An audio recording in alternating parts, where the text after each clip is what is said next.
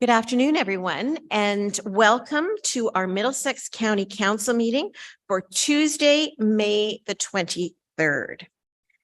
We acknowledge that the land we stand upon today is the traditional territory of the Attawandaron, Anishinaabe, Haudenosaunee, and Lenape peoples, who have longstanding relationships to the land, water, and region of southwestern Ontario. The local First Nation communities of this area include Chippewas of the Thames First Nation, Oneida Nation of the Thames First Nation, and Munsee Delaware Nation. We acknowledge the treaties that are specific to this area. Treaty 2, the McKee Purchase, Treaty 3, Between the Lakes Purchase, Treaty 6, London Township Purchase, Treaty 21, Longwoods Purchase, and Treaty 29, Huron Tract Purchase. We value the significant contributions both in the past and the present of local and regional First Nations of Turtle Island. We acknowledge historic and ongoing injustices that Indigenous peoples endure in Canada, and we affirm our commitment to honoring Indigenous voices, nations, and cultures, and to moving forward in the spirit of reconciliation and respect. So did you know that this week is National Public Works Week? It's a week dedicated to recognizing public works departments across Canada and the United States. This week can be used to educate, engage, and inform the community about the essential role these departments play in our quality of life. Equally important is the opportunity to promote public works as a career choice. At the county level, we can take this opportunity to recognize the work of our roads and engineering department. This year's theme is Connecting the World Through Public Works. This theme highlights the way public works officials and professionals connect us physically through our infrastructure. Through the roads department, Middlesex and our local municipalities are connected with safe, reliable infrastructure. This week is also Paramedic Services Week. And the theme being celebrated this year is diversity in paramedicine, the patient, the provider. The patient, the provider, the profession. Our communities are constantly changing, as is our community of paramedics. This theme allows us to focus on the opportunities within paramedicine related to diversity, equity, and inclusion. Our paramedics and those they serve have diverse needs and backgrounds. By building an inclusive and equitable profession, the capacity for exceptional growth or exceptional care will continue to grow. Is there any disclosure of pecuniary interest? Okay, seeing none, I do need a mover and a seconder to approve the agenda that's been presented to us. Councillor Clark and Councillor Smybert. All in favor? And that's carried. We have two sets of minutes in front of us, both from May 9th. One is the course of the meeting of County Council and then the closed session minutes from that meeting. Can I get a mover and a seconder for those minutes and then the adoption of the recommendations as made by the Committee of the Whole? Councillor Grantham and Councillor Mayhew. All in favor? That's carried. On to new business. We have a report in front of us that's being delivered by Cindy Howard, and it's the Middlesex County Connect technology provider. Thanks, and through the warden. As mentioned at our previous council meeting on May 9th, the county has been actively seeking a digital platform that offers rider trip planning, booking, payment, and vehicle location options. In mid-2022, the county, along with other Southwest Community Transit Association members, undertook a request for proposal process, determined the best technologies for the group. Only one vendor, Blaze Transit Limited, has the capacity to offer both fixed route and on-demand options. Perth County and Norfolk County currently use Blaze. It has been determined that Blaze Transit Limited is the only source of supply for the services required for this project in the county, and in reliance on Section 9 and subsection 9.3, we have entered into direct negotiations with Blaze Transit for the provision of innovative transit solutions for Middlesex County Connect. In accordance with Section 9.8 of Purchasing Act, we are seeking council approval to proceed with Blaze Transit Limited for this purpose. Services offered by Blaze Transit will be fully funded through the Community Transportation Grant, and we'll be only entering into a contract with them until the project ends, which is March 2025. Thanks, and be happy to answer any questions. I also just like to remind Transit that at the end of this month, we will be making those changes to the routes I talked about at the last one. So we're very excited. Staff is out there right now, making sure the signs are ready. And when we flip over, again, we'll have a route that will go from Woodstock to Dorchester to London, and the other one will go from Lucan, Ilderton, Arva, and into London. So we're very excited about those. Thank you. Okay, thank you for that. Cindy, any questions on the report in front of us? Councillor Brennan. To you, Madam Warden, to Cindy. Cindy, what kind of advertising are we doing to promote these new routes? So that I've been asked questions, and where are we advertising? Where can people look and get times and that sort of thing? Thanks for asking. The staff has been doing a fabulous job on our website. So we have the new routes are already put up on our website. We're going to be doing a lot of social media. We also have posters that we're going to be posting out in our libraries and community centers. We're also going to send that out to the CIOs with a whole package around social media and what we have to offer. So we are really going all out on this and making sure that we have a lot of communication. We want to make sure the community knows about these routes, and we get individuals that want to get on there. So if anybody, your municipality wants to reach out and talk to us, we'll make sure we get information back to them so that they can also help us get the community informed about our new routes. Any other questions or comments? Okay, with that, you do have a motion in front of you, and I would ask for a mover and a seconder, please. Councillor DeVete and Councillor Smybert. All in favor? Carried. Sticking with Cindy, a report on the Partnerships for Municipal Innovation, Women in Local Leadership. Thanks very much, Warden. This report provides an update on the Partnership for Municipal Innovation, Women in Local Leadership. The project is a 6-year project, and it is part of the Federation of Canadian Municipalities portfolio of gender equity and women in local government initiatives. The project is funded by Global Affairs Canada, the federal government. I'm very pleased to say that Middlesex was selected to attend the upcoming in-person international technical mission on gender concepts and inclusive consultations.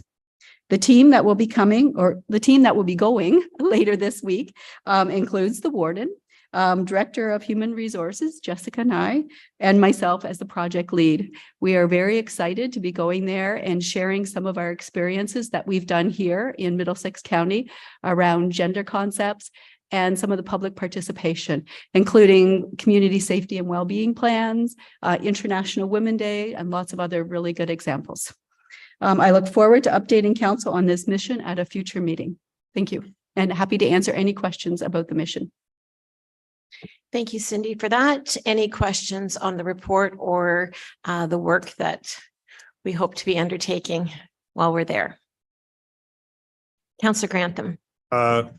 Thank you, Warden. More a comment. Congratulations to the county, and I'm sure that yourself and Cindy and Jessica will represent us well, but congratulations, and I believe it's a really good endeavor. So thank you for representing us.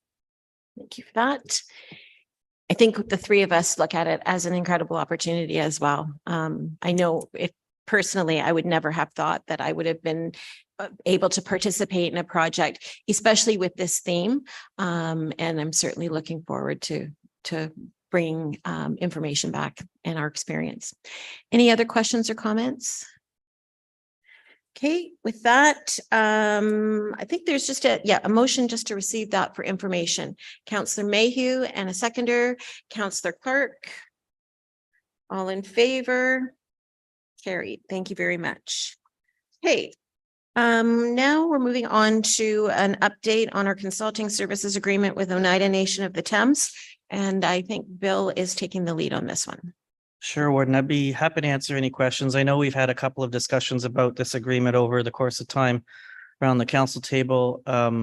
we were asked to continue our service provision to Oneida, and glad to do so. And the terms of the agreement are there in front of you. Answer any questions that you may have.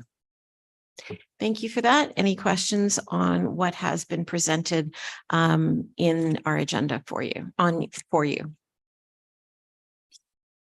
Okay, seeing none, then I would ask for a mover and a seconder for the recommended motion in front of you. Councillor Brennan and Councillor Smybert. All in favor? Carried. Thank you very much. Any inquiries today? Any notices of motion?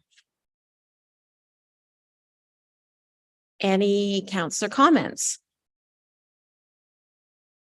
Okay, I just actually have one, and it is a reminder that all of council has had signs provided to them, part of the All Are Welcome Here campaign that is managed by the London and Middlesex Local Immigration Partnership. I think you'll remember Joe presented a bit of a report on that project. I guess it's a month ago now, probably 6 weeks, maybe even 2 months. I'm looking at Cindy. Anyways, there are lawn signs. If you are interested in picking one up, they're in the hallway over here. And then, of course, our residents can pick up those lawn signs for their own personal property through our library system. We do need a motion to convene our committee of the whole at 12 minutes after 1. A mover and a seconder, Councillor McGuire and Councillor DeVitt. All in favor? And that's carried. Thank you very much. Into the committee of the whole. And first up, we do have a delegation joining us, and I'm pleased to introduce to you Kate Burns-Gallagher, who's the Executive Director of the Western Ontario Wardens Caucus. And she is going to give us a presentation on some of the work that WOWC has taken on and some of the advocacy we have supported and led. So Kate, welcome. It's great to see you, and I'll turn it over to you. Thank you so much, Warren. Through you to County Council, it's a pleasure to be here today. And my name is Kate Burns-Gallagher. I'm the Executive Director for the Western Ontario Wardens Caucus. I only say that once because there's way too many words altogether. So I'm here today joining you to give you an update on the 2023-2024 priorities of the caucus and what we've been up to. And for those newer members of council, a little bit of history of who we are as well. And for those who've been around a little while, just a refresher. Slide. Oh, that's all right. There we go. Perfect. So we are just newly the 16 upper and single tier municipalities. Haldeman County is trying us on for size this year and will be looking at membership in their 2024 budget review. So we're hopeful that Haldeman County will join us. They're that missing piece really in the Western Ontario for our rural community. So we hope that they'll join us for next year. We are 300 communities strong, more than 1.5 million residents. And that represents 20% of the population of Ontario, 250,000 square kilometers, and 90% of that's rural. And that's really what the glue that binds us together, that rural piece that we represent in Western Ontario. And if we just click next, you can see our, oh no, the animation didn't work, so that's okay. So the purpose of the region, we really work together. It's about having that one voice, that one strong voice of those rural communities working together. And your CAO, Bill Rayburn, was one of those visionaries who actually brought the Wardens Caucus together, and his autograph is on the bottom of our bylaws in 2012. So Middlesex was part of the very beginning of that vision process of being that one voice collectively. And in 2015 or 17, we added Chatham-Kent. So we really brought in the region together. And although we're so vast, we still have a lot of commonalities, and it boils down to that rural piece, day in and day out, that we can really sing from the same songbook on. Next slide. So how do we operate? We have our caucus, which is represented by your wardens. And I just say that your warden, Warren Burger-Jessen, is incredible. She's been at the table on so many issues and raising the issues that are huge in Middlesex. And we can't appreciate you enough. So thank you for all your hard work. Our staff, a full-time executive director, myself. Then we have a part-time manager of government relations and a part-time administrative coordinator. And we are further supported by all of the CAOs. So the CAOs meet in the opposite months to the caucus. Then from there, we have an economic development committee that's made up once again of your warden and several other elected officials, as well as ministry individuals and people from our economic development departments across the region. Then we have our subject matter expert groups. These are the teams that were just added this year and have become incredibly valuable in our advocacy work. So we have planning, which Middlesex is represented by Dirk, and he's really been helping spearhead the work we've been doing on the PPS and our response on a regional scale to that. Then we have our social services team, and you're represented by Joe there. Our communications group, and you were represented by Marcy and now by Paul. And last but certainly not least, the first original subject matter expert group is economic development, and you're represented well with Kara at that table. Next slide. So our advocacy work, how we do what we do. We obviously go to Roma, we go to AMO, and we meet with the ministers, but there's a lot of work in between.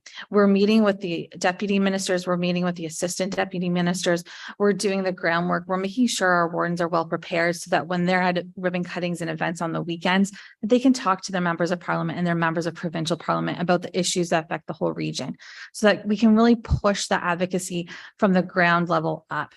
And we also do it through submissions to those environmental registries. We do it through letter writing, through resolutions, and also meetings with ministers one-off as well. We're currently trying to secure a meeting with the Minister of Thompson of MAFRA and Minister Clark of the Ministry of Municipal Affairs and Housing to talk about Bill 97 and the regional response to that.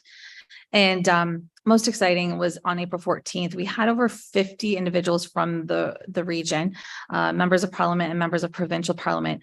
And that is how we launched our strategic priorities for the year. So that all of the elected officials got that sneak peek at the priorities before we released them to the public.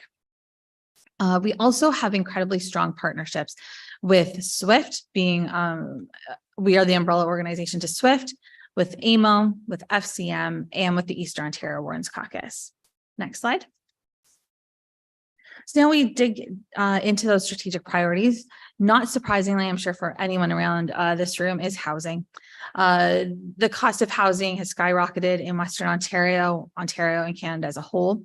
So we are addressing that issue. We've done some really great background work as part of our workforce strategy, but our strategy this year was to really hone in on the asks of what we're asking the provincial and federal government.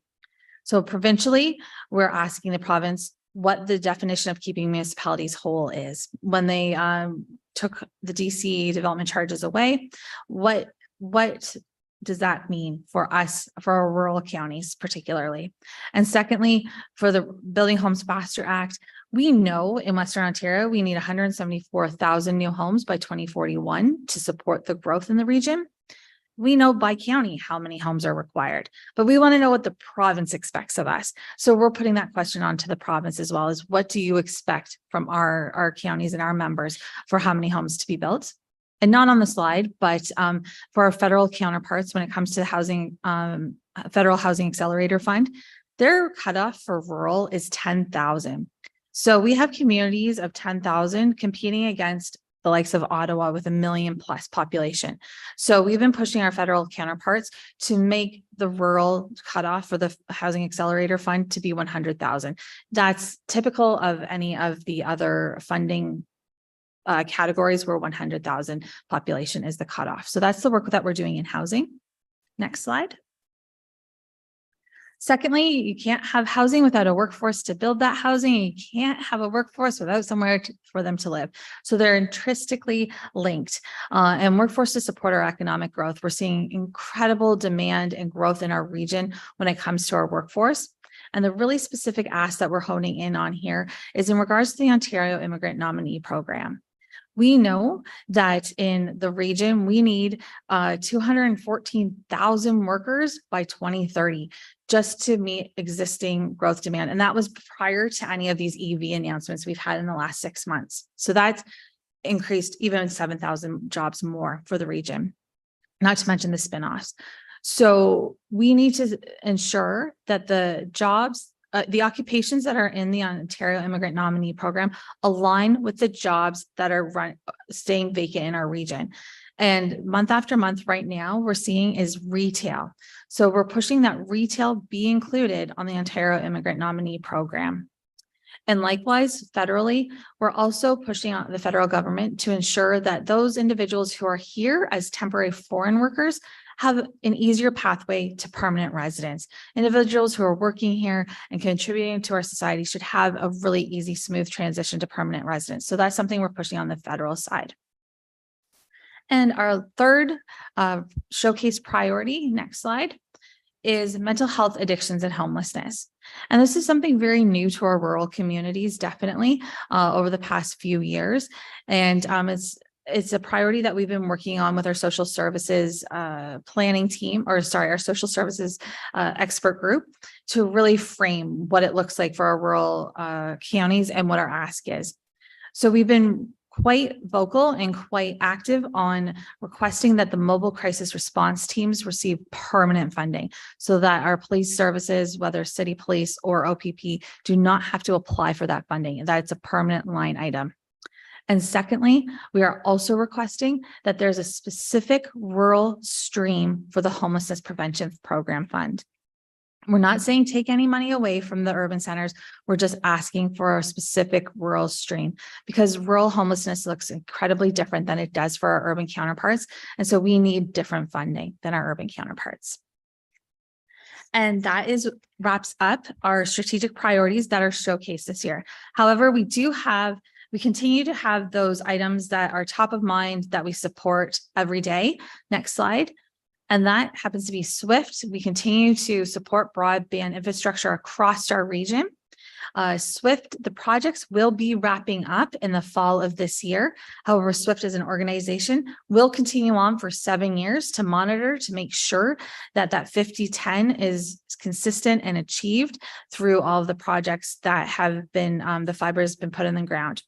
So we're incredibly proud of SWIFT and the work that's been able to be accomplished in the past several years. Next slide.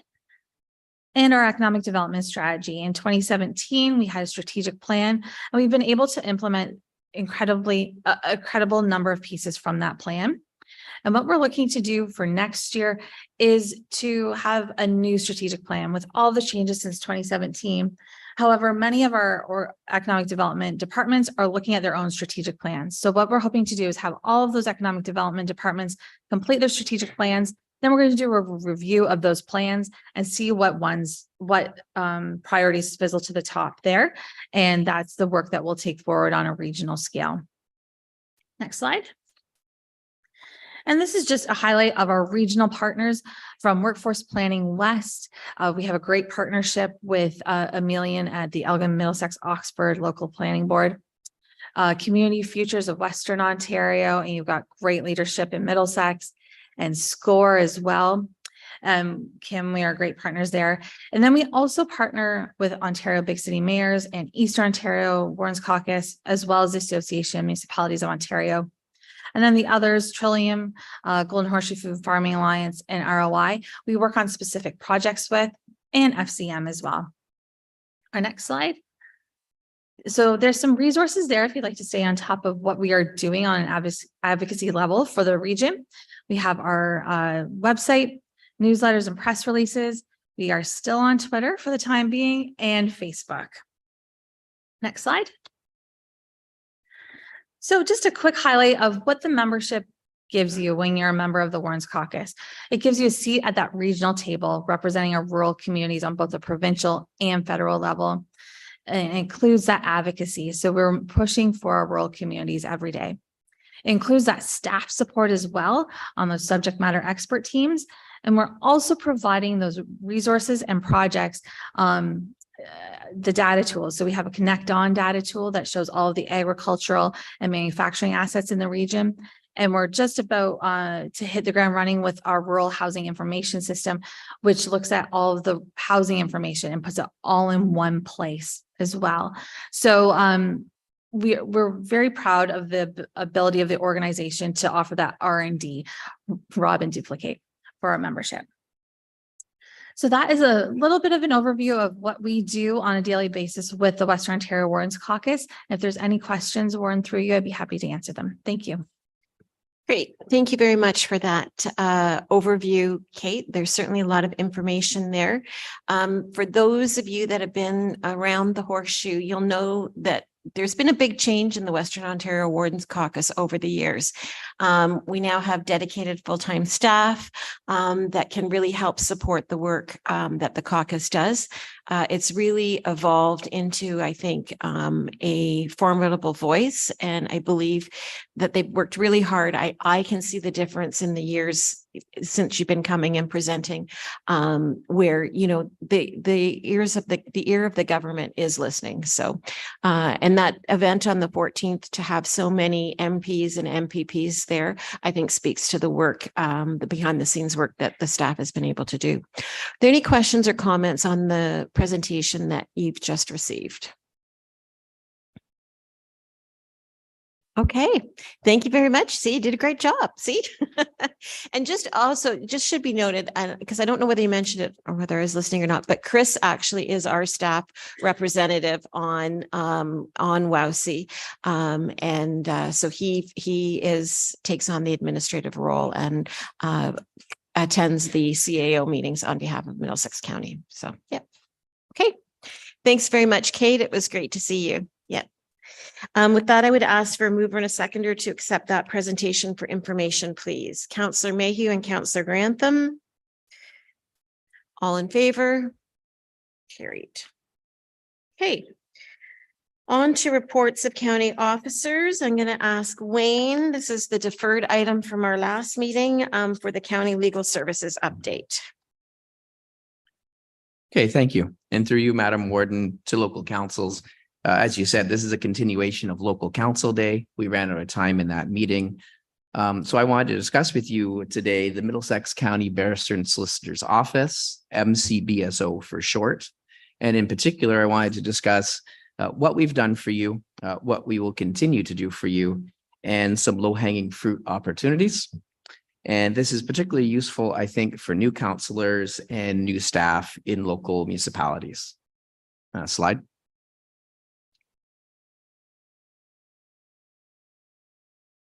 One more. There we go. So what is the MCBSO and what do we do generally? We are a specialist municipal law firm, and we provide full service legal advice and representation to the 8 local tier municipalities on an at-cost basis. Essentially, if a municipality encounters an issue or a problem, we have the answer. Slide. So is the MCBSO owned by the county? Yes, it is. Does the MCBSO always act for the county? No, it does not. In my opinion, our service is an essential service. In 2023, you'll always have legal bills because everything that municipalities do involves risk.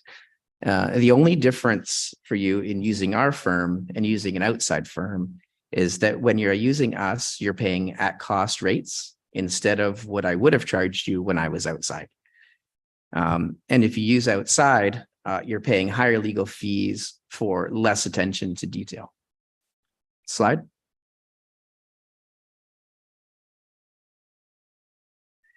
I did want to note that when we do act for a local municipality, we act for you. We act as your corporate or legal counsel. We have appropriate firewalls in place for that, so in accordance with the Law Society rules. And we don't report your local particulars back to Middlesex County. We report directly to your council and your CAO. Slide. And whenever you can, we kindly ask that you please refer to us as the MCBSO. And this is because in our documents, we always have to note that we are the Middlesex County Barrister and Solicitor's Office acting for you. And that's what is on all the legal documents. And so we've used that, and that has really prevented courts, tribunals, opposing parties, and our clients, the land registry office, etc., from being confused. because then they know we're not acting for the county in that matter. Where if we're to say county, if we're saying county legal all the time, it's not clear who we're acting for at any particular time. So if you could pass that on to your municipalities, I certainly appreciate that. Next slide. And a little background on how we were created for those who aren't aware. So I can't discuss this a little bit without introducing you to me a little bit. So for me, it really has been a lifetime of dedication to create this office. And I really thank you for being able to do that. When I was younger, I wanted to play hockey my whole life. But there's a certain point in time when you realize that might not be sustainable. And so there you begin to focus on your grades. And, from there, it's your grades to get into law school. And then there's the LSAT. And then there's your grades in law school. And there's the bar exam and experience and trying to gain industry status. And it goes on and on. But slide. But to suffice to say, I did the things I needed to do for a number of years to be able to create this full service office. Slide. So after articling and private practice, I worked for a national law firm, Miller Thompson, in Kitchener, Waterloo, and Toronto. And there I built a private practice acting for developers, home builders, municipalities, and I note both for and against municipalities in both urban and rural mixed situations. So I only note that because I think that's some useful experience to have. And I try to keep all our lawyers having that because it's really good to have an understanding of the outside when you're working inside. My practice at the time included a lot of OLT litigation, municipal and planning work, employment law work, commercial, business, constitutional, insurance, and provincial offenses matters.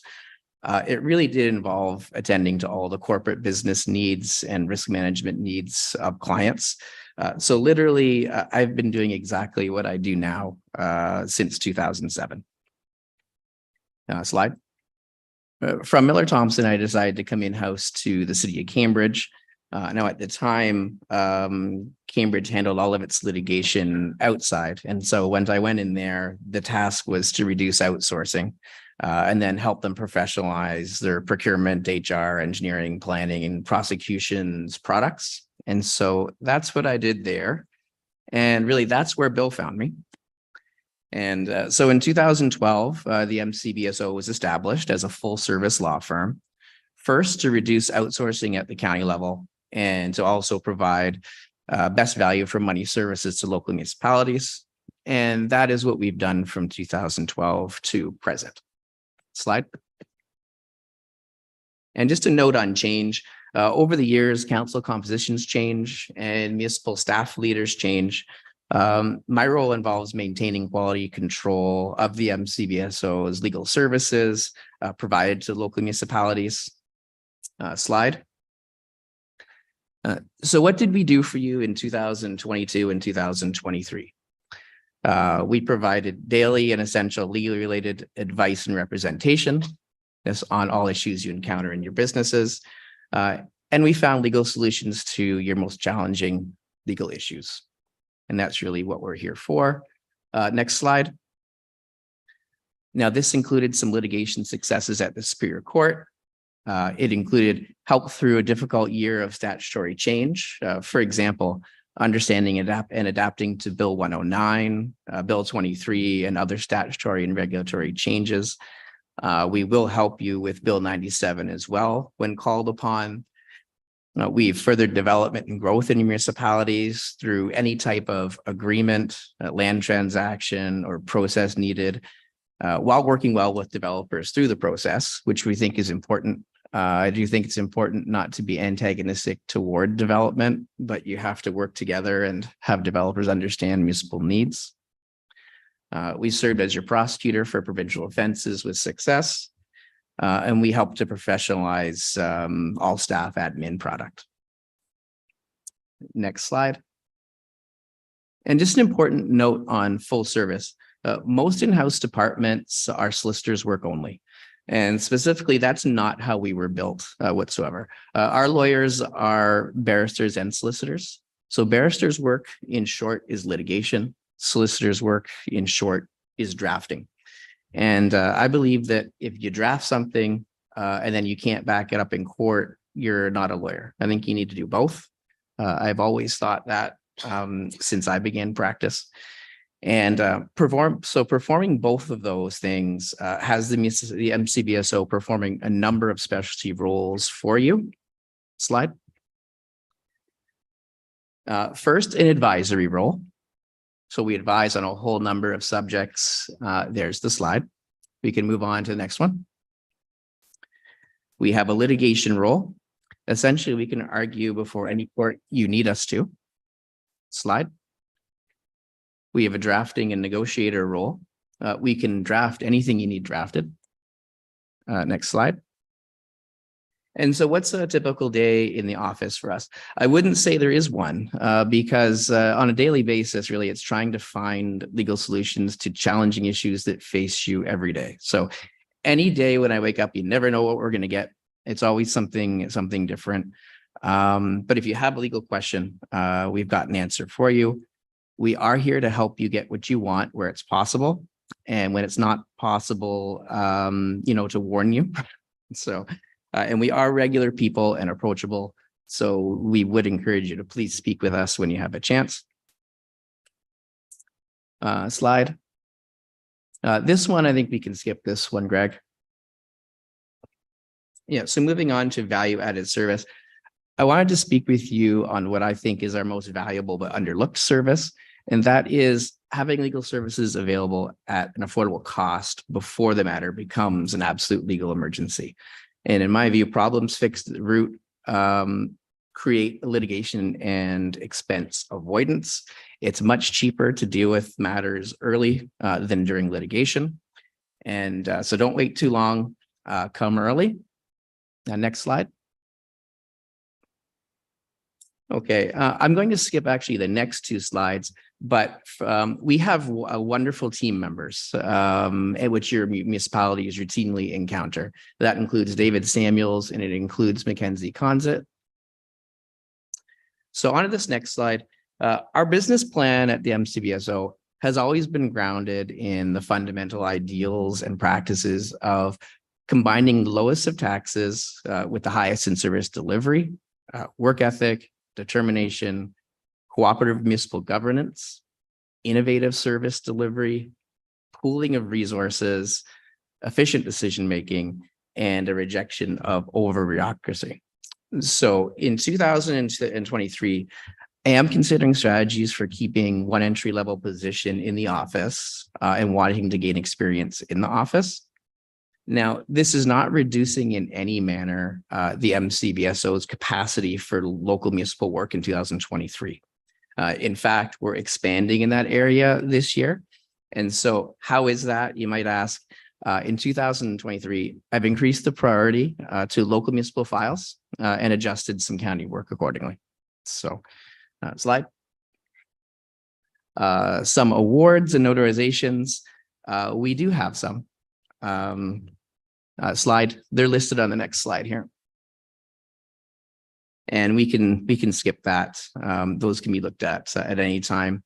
Next slide. I did want to talk a little bit about client expectations. Law is a type of profession that has changed with technology. We do live in a now, yesterday world.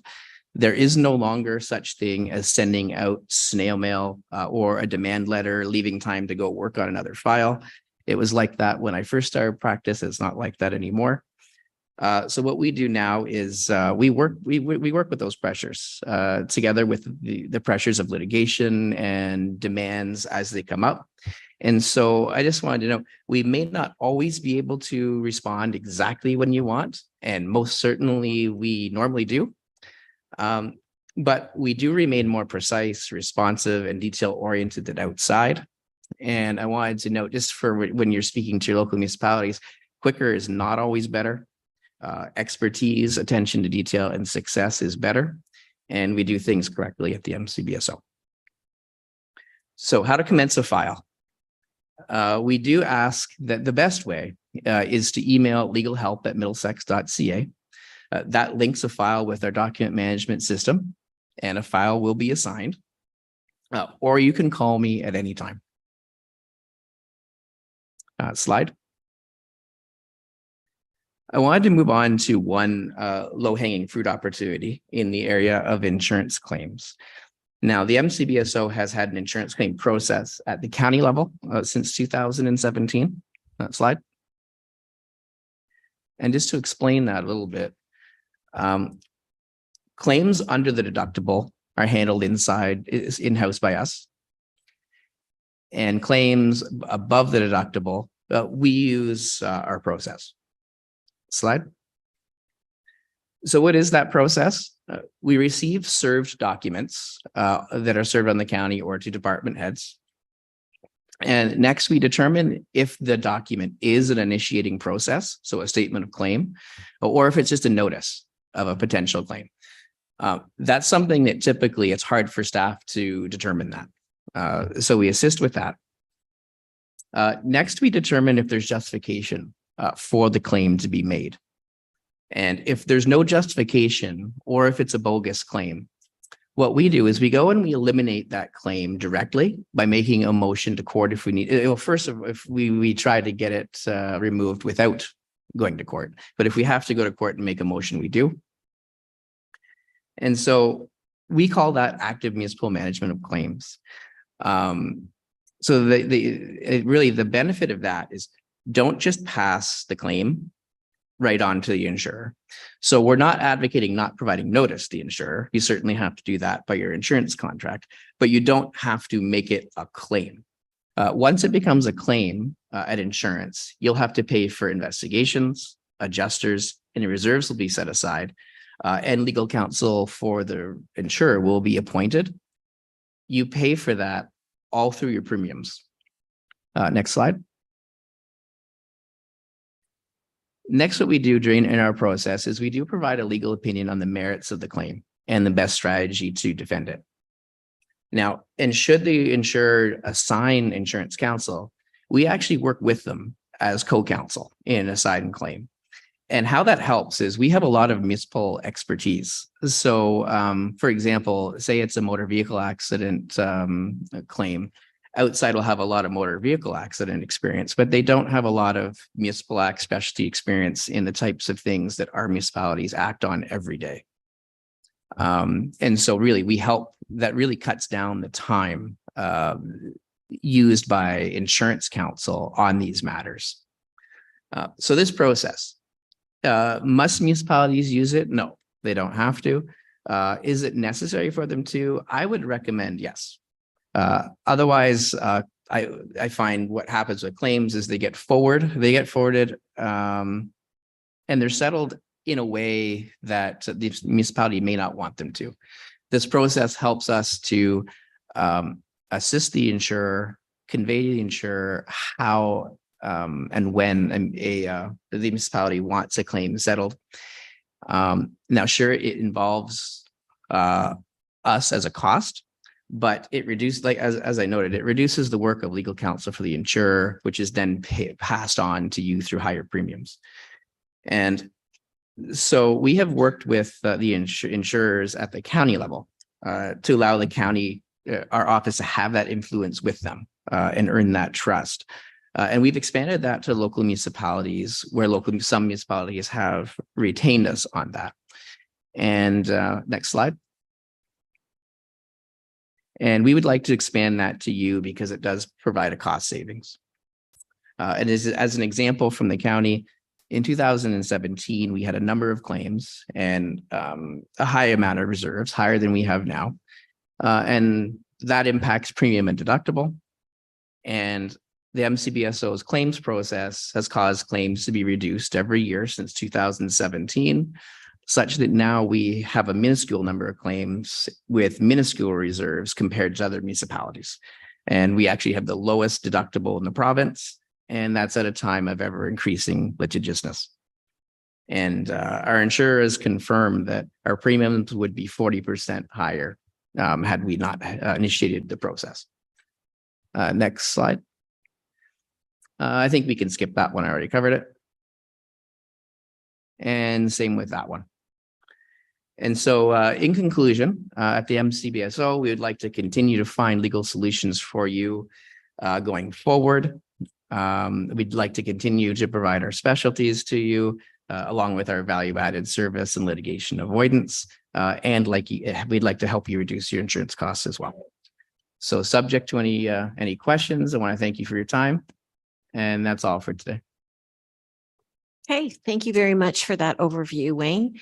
Any questions or comments for Wayne? Councillor DeVete. Thank you through you, Madam Warden, to Wayne. I appreciate the detail and explanation of some of the processes, in particular the insurance one and so forth. Have you sat with staff and gone through or presented to them in this kind of a context what the process is and the benefits of doing that?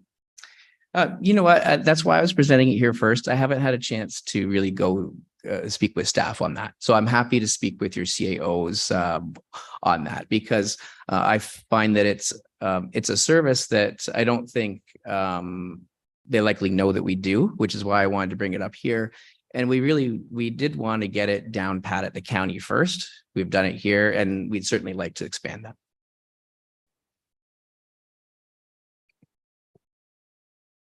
Okay, any other questions or comments? Councillor Ropp, just actually, and Paul just reminded me too that the video that Wayne did was provided to all of our local councillors and any staff then that participated in local council day. Brian? Thank you. Through the warden to Wayne. Wayne, if when the lower tiers come to you with a project or some work to do you discuss with them at that time whether it's best to seek outside or, you know, just because of the size of the project or something, or whether it's better for you to do it? Do you have that conversation first? Typically we do, and we can, because we're a full service law firm, though, we typically take the matter and we make sure that we have the lawyers proficient to deal with those matters. So normally we'd prefer to deal with it in-house, but if it's something that we don't have the time or capacity for, we'd certainly let the CAO know at that time. Yeah. Any other questions or comments? Okay, then seeing none, I would encourage you as your heads of council to go back to your local councillors and maybe have them go back and watch this, since it was meant for presentation at our last meeting. But they would certainly benefit from seeing Wayne's presentation and at the least the PowerPoint that he's shared. If I could get a mover and a seconder to receive that presentation for information, please. Councillor Clark and Councillor Mayhew. All in favor? Carried. Thanks again, Wayne. Okay, Cindy, you're going to give us an overview of the county loan program.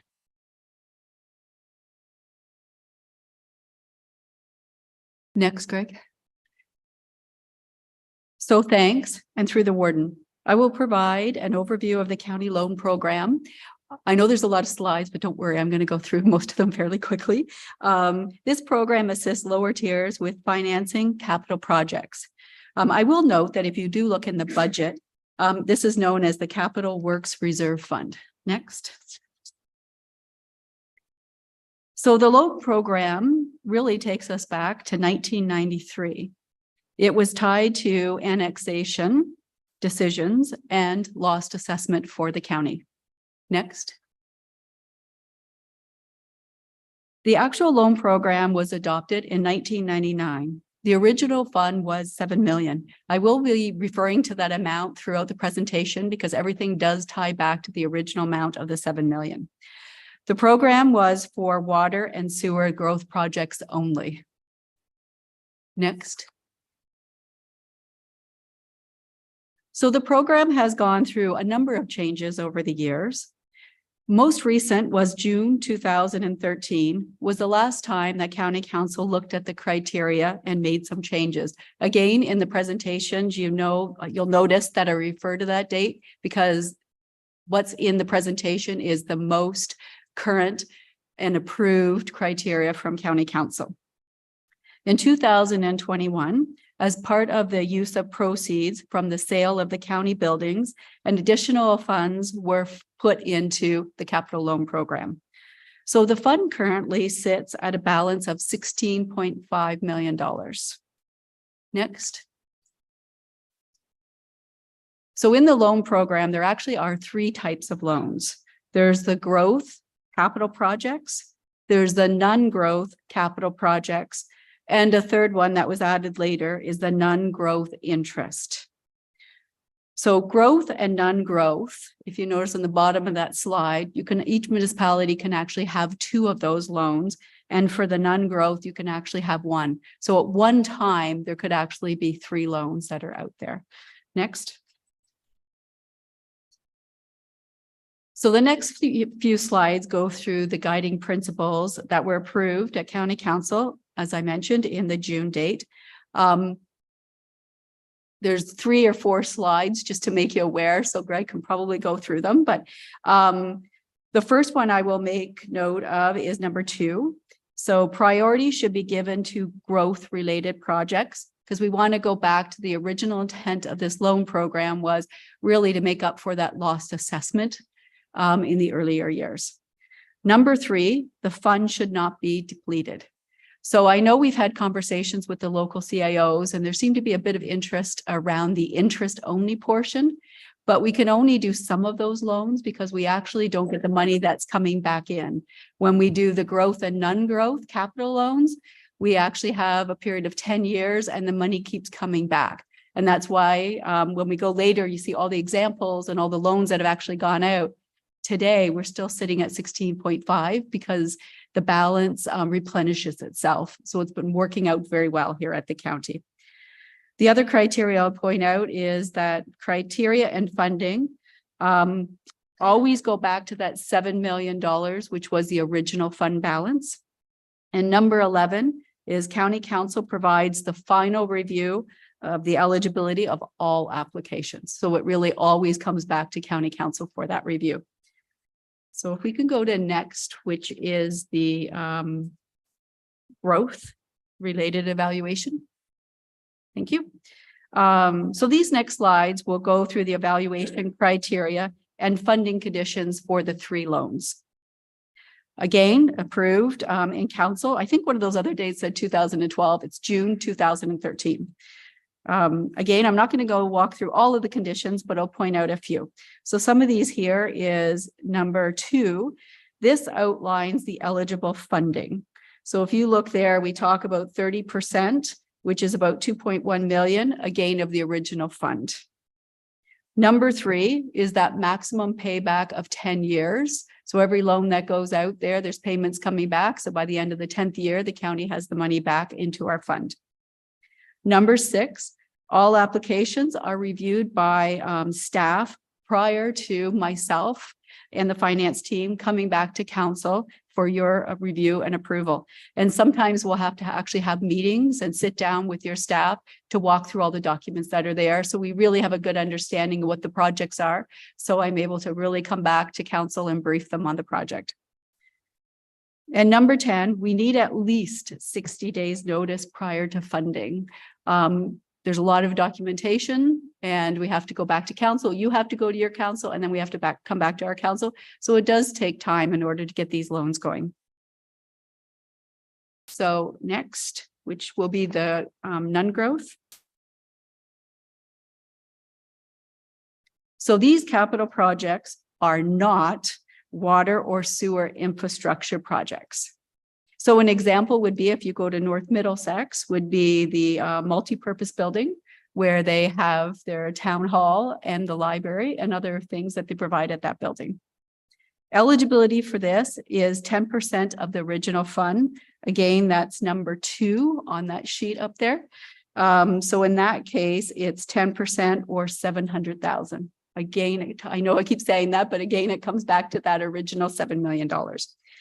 Many of the criteria here are the same as growth.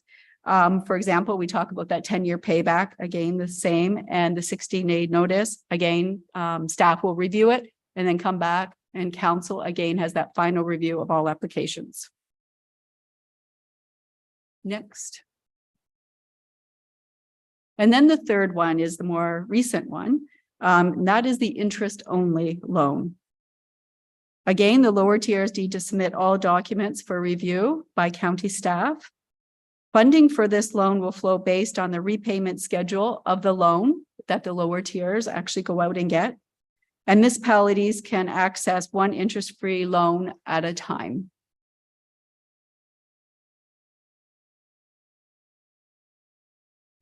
So I'm sorry, there's a lot on this slide, but this slide shows many examples of the loans that have been applied for and approved. And you can see on that list, every single lower tier municipality has been part of our county loan program.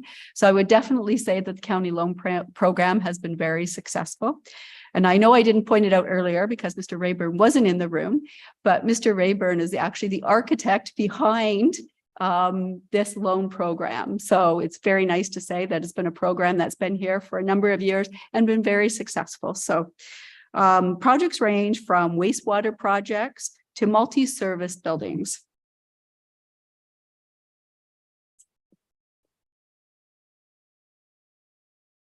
Did you have a question? Sorry, No, Warden? no. Okay. And then this one, the next one previously, if you just look at it, it's just an example of an interest-free. And this currently is the one loan that we do have outstanding, and that is with Lucan. And that is for their municipal office. So very similar to the North Middlesex. Next. There is a number of templates. So anybody that wants to go forward with one of these loan applications, please reach out to us early. We'll make sure that we give you a copy. So you're really clear on all the expectations that are required. For example, you might need a loan document, a bylaw document, certificate of approval, environment assessment, that type of thing. So more than willing to work together, and it'll take some time getting all of the paperwork and information that we need to bring forward in front of council. Next. So as I mentioned, finance staff are always there to work with the lower tiers and your finance staff about when you're ready. I know that I have lots of CAOs or treasurers who call me to talk a little bit about the loan program and what we need to do. So please, as soon as you know that you do want a loan and you want to apply for application, reach out and we'll talk about the process and come back to county council with one of them. And myself or Mr. Rayburn would be happy to answer any questions on this. Okay, thank you very much, Cindy, for that overview. Are there comments or questions or clarifications that council would like? Councillor Clark. Through the warden, thank you very much, Cindy, for that report. First, I have a comment, then a question. I don't think Adelaide Metcalf's ever participated in the loan program. I just thought I'd mention that. And second of all, the question I have, has there been discussion in the past or any consideration given to possibly opening the loan fund up for municipalities to purchase industrial land? Who wants to take that? Nobody's too quick to push the button on that one. Okay, so industrial land, yes, we have had some discussions about that before. I think almost from the time the fund started in the early days, actually, there was some consideration of setting up, I want to say 3 industrial parks. There was a time period where, Kara, you might want to help my memory here, but there was right from almost the time the fund started, it was one of the considerations that was put forward by council. I think the first week I was here, they asked me to create the criteria for the infrastructure fund. And at the time there was a thought, Sue, about maybe there would be county economic development centers. So instead of each municipality having multiple industrial parks, maybe having 3 county industrial parks that were funded out of this fund as well to help with assessment growth. I thought it was a really good idea because, as I've mentioned, I think I just gave a long rant about this at the CAO meeting recently, but we have a really disproportionate type of assessment here that is not commercial and industrial, it's residential. And I thought that, you know, putting more pipes in the ground to support residential was actually making that worse. and that we maybe should do this. So it is certainly a consideration. It didn't ultimately end up getting approved that way. It went towards this water and sewer, but it's been a consideration all the way through. It just hasn't happened yet. And we'd have to really think, in my view, we'd have to think about how we would make that fit within this criteria, or better yet, if that's something council wanted to do, have a discussion about a council and make that part of the criteria, and maybe even go back to thinking about those economic development zones. Because I liked it, because one of the reasons I liked it, and Kara and I can give you a little report on it if you want, but there would be skin in the game from the local municipality. There'd be skin in the game from the county, because it would be shared assessment for commercial and industrial base, and there would be contribution from both groups. So yeah, I really like the idea, and it's been a discussion point right back to 98.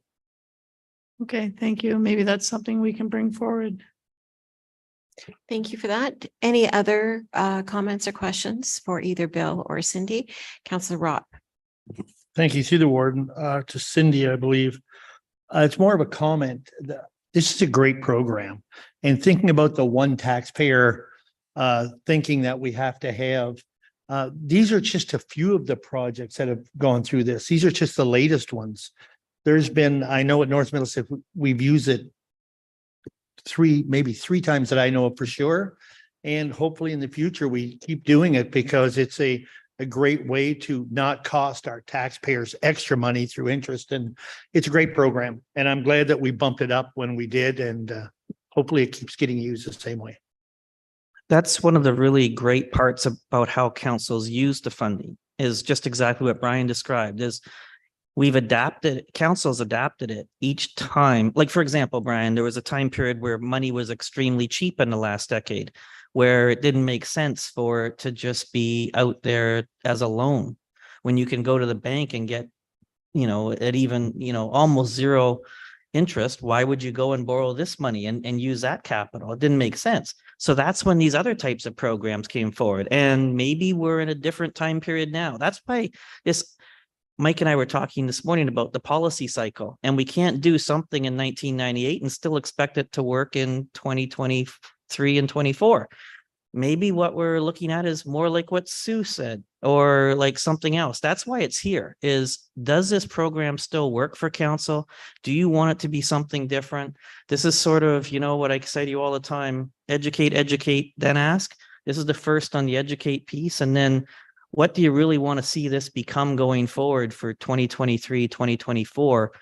Because you've adapted it 4 times in my time here, and it likely could use one more adaptation before I go. So I think that's why it's there. Any other comments? Okay, thank you very much for that, Cindy. And with that, I'd ask for a mover and a seconder to accept that report for information, please. Councillor Grantham and Councillor McGuire. All in favor? That's carried. On to action items, and Jessica is going to report on us on an naloxone administration policy. Good afternoon. Thank you, Warden. On December 8, 2022, the Government of Ontario proclaimed into force amendments to the Occupational Health and Safety Act made in Bill 88, Working for Workers Act. The amendments require certain Ontario workplaces to provide naloxone kits and training to workers on how to administer naloxone, a drug that can temporarily reverse the effects of opioid overdoses, by June 1st of 2023. It is important to note for council that at present, the county does not meet the compliance requirements to provide naloxone kits and training to workers in the workplace under the Occupational Health and Safety Act. However, it is our recommendation to implement and maintain a naloxone administration policy and program in order to protect the health and safety of our employees and to fulfill the obligation under the General Duty Clause of the Occupational Health and Safety Act, which states employers are required to take every precaution reasonable in the circumstances for the protection of a worker. The proposed policy has been established in accordance with the amendments to the Occupational Health and Safety Act and Regulation 5522. And I would be happy to answer any questions you may have relating to the naloxone policy. Okay, thank you, Jessica. Are there any questions or clarifications from council? Councillor Smibert. Just had one question and thanks for the report. The definition of a workplace, does that include vehicles? Or is it more of a building or facility?